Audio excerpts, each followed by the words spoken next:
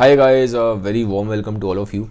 आज की वीडियो में आपसे बात करूंगा मैं 2022 में जो नोबेल प्राइज़ मिला है मेडिसिन का, उसके बारे में बात करूंगा, डिटेल में बात करूंगा। ये बताऊंगा आपको कि नोबेल प्राइज़ किस चीज़ के लिए दिया गया और सेकंड उस प्राइज़ का सिग्निफिकेंस क्या है, क्या इंपॉर्टेंस है उस प्राइज़ का, क्योंकि जनरली नोबेल प्राइज़ दिया जाता है उन चीज़ों के लिए जिससे मैनकाइंड को कोई बहुत बड़ा बेनिफिट हो रहा हो। ठीक है, तो चलिए एंड तक बने रहिएगा, बहुत कुछ आपको सीखने को मिल जाएगा। इस साल जो नोबेल प्राइज़ मिला है स्वांटे पेबू को मिला है। ये स्वीडन के बॉर्न है।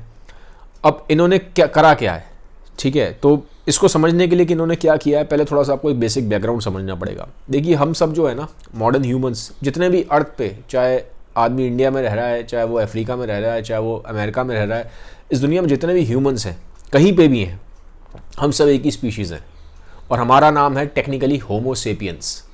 हम सब होमो सेपियंस हैं। कोई फ़र्क नहीं पड़ता हमारा कलर क्या है, हमारी हाइट क्या है, हमारी विड्थ क्या है, कुछ फ़र्क नहीं पड़ता। हम दुनिया में किसी भी हिस्से में रह रहे हो, हम सब होमो सेपियंस हैं। तो एक ही स्पीशीज़ है इस टाइम पे ह्यूमंस की पूरे अर्थ पे।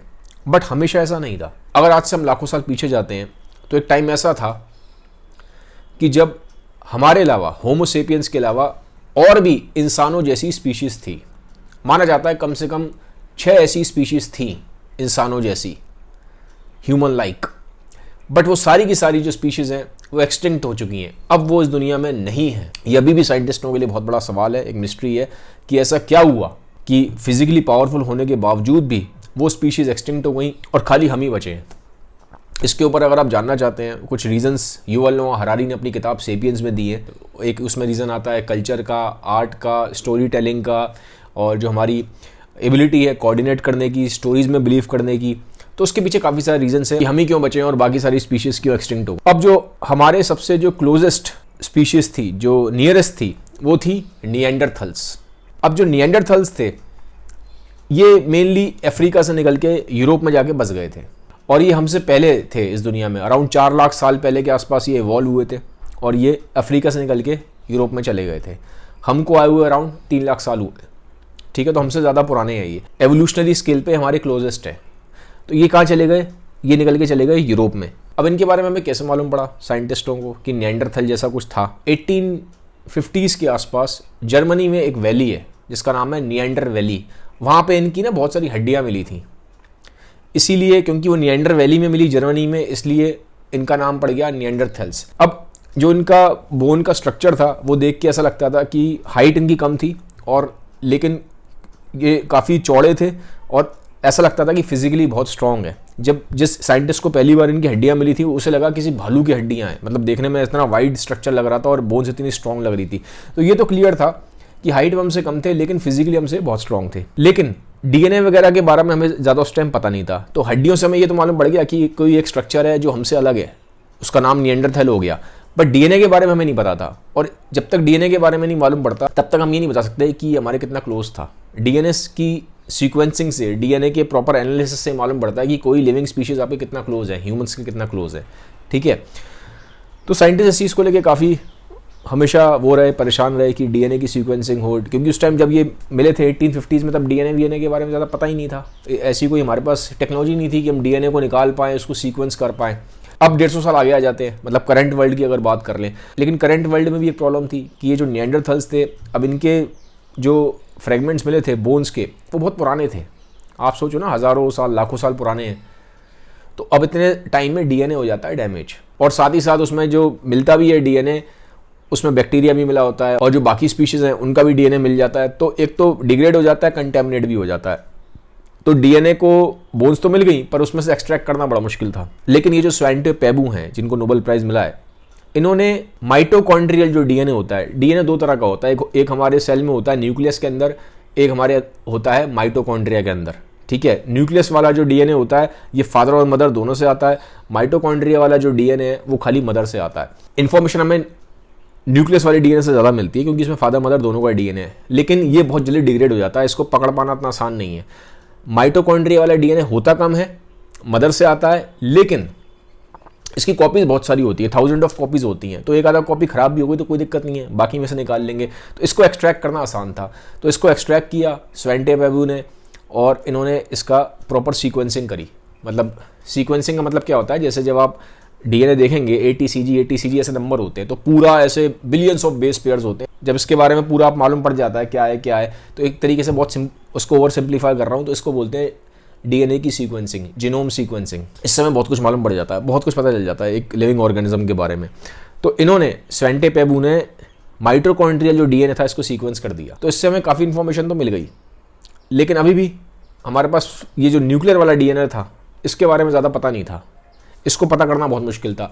तो इन्होंने फिर दोबारा रिसर्च करी, इन्होंने और वर्ल्ड के बहुत सारे साइंटिस्टों के साथ कोलैबोरेट किया। फाइनली 2010 में इन्होंने न्यूक्लियर जो डीएनए था निएंडरथल का उसको सीक्वेंस किया। तो क्योंकि इन्होंने निएंडरथल के डीएनए को, जो कि बहुत मुश्किल होता है उसको एक्सट्रैक्ट करना, फिर वो निकालना और उसको सीक्वेंस करना, 2010 में स्वेंटे पेबू ने इसको करा था, निएंडरथल के डीएनए को सीक्वेंस पूरा का पूरा। ये रीज़न है इनको मिला है नोबेल प्राइज़, पहली वजह इनकी ये है। सेकंड क्या हुआ कि साइबेरिया में एक केव है जिसको बोलते हैं डेनिसोवा केव, ठीक है, गुफा थी।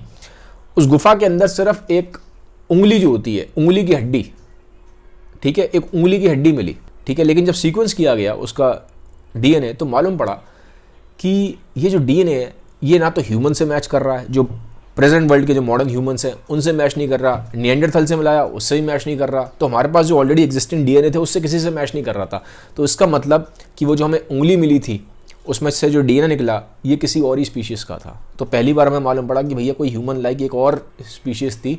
और क्योंकि ये उस केव जिस गुफा में मिली थी उसका नाम था डेनिसोवा, इसलिए उसका नाम रख दिया गया नई स्पीशीज़ का डेनिसोवन, ठीक है। तो उसकी जो खोज थी, उसकी जो डिस्कवरी थी वो करी थी स्वेंटे पेबू ने, ठीक है। तो दूसरा रीज़न ये है इनका जिसके लिए इनको नोबेल प्राइज़ मिला है, क्योंकि इन्होंने एक नई ह्यूमन लाइक स्पीशीज़ जो एक्सटिंक्ट हो चुकी है पास्ट में उसको ढूंढा, डेनिसोवन, ठीक है। तो दो वजह हैं इनको नोबेल प्राइज़ मिला है। पहला, इन्होंने निएंडरथल का जो जीन है वो सीक्वेंस किया था। सेकंड, इन्होंने एक नई ह्यूमन लाइक्स जो स्पीशीज़ थी जो कि पास्ट में एक्सटिंक्ट हो चुकी है जिसका नाम है डेनिसोवन, उसको ढूंढा था, उसकी डिस्कवरी इन्होंने की, ठीक है। तो दो वजह हैं जिसकी वजह से ने नोबेल प्राइज़ मिला मेडिसिन में। और साथ ही साथ ना हमें एक बड़े इंटरेस्टिंग फैक्ट्स मालूम पड़े। ये मालूम पड़ा कि जो होमोसेपियंस थे, मतलब जो हमारे एंसेस्टर्स थे, इन्होंने ब्रीडिंग करी थी, इनकी इंटरब्रीडिंग हुई थी निएंडरथल्स की और होमोसेपियंस की। और अभी भी अगर आप देखेंगे यूरोप में जो 4% के आसपास जो यूरोपियंस का डीएनए है वो निएंडरथल से मैच करता है। तो इसका मतलब इंटरब्रीडिंग हुई थी निएंडरथल्स में और होमोसेपियंस में। क्योंकि जो निएंडरथल्स थे मेनली यूरेशिया में रहते थे, वेस्टर्न जो यूरेशिया था उस वाले एरिया में रहते थे, और जो ईस्टर्न वाले पार्ट में थे यहाँ पे रहते थे डेनिसोवियन, और जो साउथ ईस्ट एशिया पूरा वाला है ये आप समझ सकते हो ये पूरा डेनिसोवियन का है। और साथ ही साथ हमें एक चीज़ और मालूम पड़ी कि होमोसेपियंस ने खाली निएंडरथल के साथ ही इंटरब्रीडिंग नहीं की थी, होमोसेपियंस ने डेनिसोवियंस के साथ भी इंटरब्रीडिंग की थी। और जैसा कि मैंने आपको बताया जो साउथ ईस्ट एशिया है और जो टिबेट वाला एरिया है, यहाँ पे अराउंड 6% के आसपास यहाँ पे जो लोग रहते हैं उनमें 6% के आसपास जो उनका डीएनए है वो डेनिसोवियन का डीएनए है। और इसकी वजह से ऐसा माना जाता है जो टिबेटियंस हैं वो बहुत हाई एल्टीट्यूड पे, जहाँ पे ऑक्सीजन की कमी होती है, वहाँ पे भी बहुत ईजिली सर्वाइव कर लेते हैं, क्योंकि उनके अंदर डेनिसोवियन का डीएनए है, अराउंड 5 to 6% के आसपास है, ठीक है। तो एक चीज़ ये मालूम पड़ती है, क्लियर होती है कि पास में होमोसेपियंस ने इंटरब्रीडिंग करी है निएंडरथल के साथ और डेनिसोवियन के साथ। इनफैक्ट ये भी मालूम पड़ा है कि निएंडरथल और डेनिसोवियन इनकी भी आपस में इंटरब्रीडिंग हुई है। ये हमें कैसे मालूम पड़ता है? एक हमें फॉसिल मिला, एक बोन मिली थी साइबेरिया के पास, ठीक है। जब उस बोन की साइंटिस्टों ने डीएनए सीक्वेंसिंग करी तो दो चीज़ें सामने आई कि पहला तो ये जो बोन जिस इंडिविजुअल की थी वो एक लड़की थी, 13 साल की एज में उसकी डेथ हुई थी, पहली चीज़। सेकंड, हमें ये मालूम पड़ा कि वो जो लड़की थी उसकी जो मदर थी वो निएंडरथल थी और जो उसके फादर थे वो थे डेनिसोवियन। तो इससे क्लियर होता है कि निएंडरथल और डेनिसोवियन इनके बीच में भी इंटरब्रीडिंग हुई है। अब सवाल मेन आता है कि इसका सिग्निफिकेंस क्या है, ये जो इनको जो नोबेल प्राइज़ मिला है जिस चीज़ के लिए, इसका सिग्निफिकेंस क्या है। पहला तो हमें मालूम पड़ता है कि जब आप पढ़ते हो जो ह्यूमन स्पीशीज़ एक्सटिंक्ट हो चुकी हैं उनके डीएनए के बारे में पढ़ते हो तो इससे हमें बहुत हद तक ना इम्यून सिस्टम के बारे में मालूम पड़ता है कि जो इम्यून सिस्टम है वो इन्फेक्शंस को लेके किस तरह से आपके रिस्पॉन्ड करेगा, कितना रेजिस्ट करेगा, कितना प्रोन होगा डिसीजेस को लेके, इसकी जो कैपेबिलिटी ये हमें मालूम पड़ती है जब हम पास्ट में जो ह्यूमन लाइक स्पीशीज़ थी उनके फॉसिल्स को स्टडी करते हैं, ठीक है। उनके स्पेशली जब डीएनए को उनके स्टडी करते हैं तो हमें ज़्यादा डिटेल में मालूम पड़ता है। सेकंड सिग्निफिकेंस क्या है जो इन्होंने डिस्कवरी करी स्वेंटे पेबू ने, स्वेंटे पेबू की वजह से ही एक नई फील्ड ऑफ साइंस तैयार हुई है जिसको बोलते हैं पेलियोजेनोमिक्स। पेलियोजेनोमिक्स क्या होता है? जब हम जीन्स की स्टडी करते हैं उन स्पीशीज़ की जो बहुत पुरानी है, हज़ारों लाखों साल पुरानी है। थर्ड, हमें मालूम पड़ता है ह्यूमन एवोल्यूशन के बारे में, क्योंकि हम अभी प्रेजेंट में कैसे हैं इसका बहुत हद तक कनेक्शन हमारे पास से है। ठीक है, तो पास में हम कैसे थे, हमारे साथ और कौन सी स्पीशीज़ थी, उनको क्या हो गया, वो क्यों एक्सटिंक्ट हो गए, हम क्यों बचे हैं, और जो बीच में मिसिंग लिंक्स हैं, किस तरह से यहाँ तक हम पहुँचे हैं। ये एक बहुत ही फैसिनेटिंग फील्ड ऑफ स्टडी है ह्यूमन एवोल्यूशन। तो इसमें एक बहुत बड़ा कंट्रीब्यूशन है स्वयंटे पेबू को, और आई होप कि विद टाइम हमें बहुत और अच्छी इंसाइट्स मिलेंगी इनके वर्क के थ्रू। अगर आपको वीडियो अच्छा लगा है तो उसको सबके साथ शेयर ज़रूर कर दीजिएगा। Have a nice day, bye, take care.